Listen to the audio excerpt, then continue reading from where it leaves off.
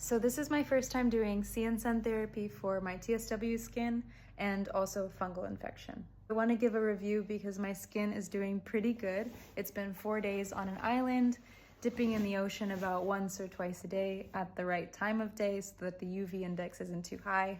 I don't want to risk damaging my skin, especially since I'm not really wearing sunscreen. I'm soaking in the water for about 10 to 15 minutes at a time, full body, because I can handle that right now with my skin, thank God. And honestly, after the first day of doing this, my arms completely cleared up and they continue to look better every single day.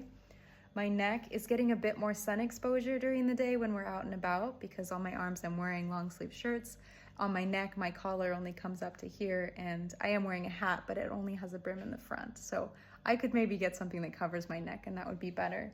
But still, even considering this, it's looking pretty good. It's still dry. I'm still doing no moisture therapy. And my nose is definitely getting more exposure than the rest of my body, so it's gonna start maybe peeling a little bit. But since I don't want to be using chemical sunscreens on my skin, I'm just trying to do what I can to stay in the shade, to wear layers, to wear hats, and things like this. There are a few things I want to note about doing sea and sun just to keep in mind, because in the sea, there's a lot of salt, there's a lot of sand, and it's naturally exfoliating your skin. So your skin is even more sensitive in a way.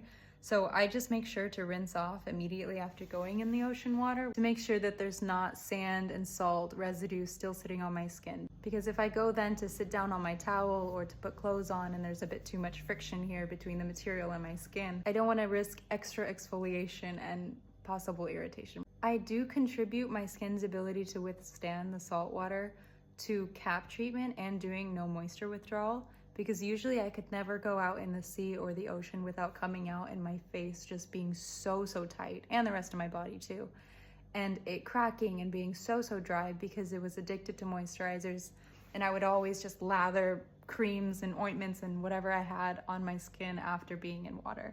But I'm able now to let it just be, which is crazy. I'm really happy about that.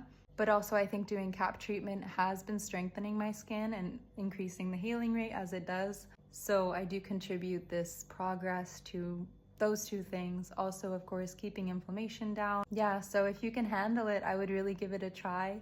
Even if you only can start with certain parts of your body and soaking your legs or your arms or something one at a time. See how it goes.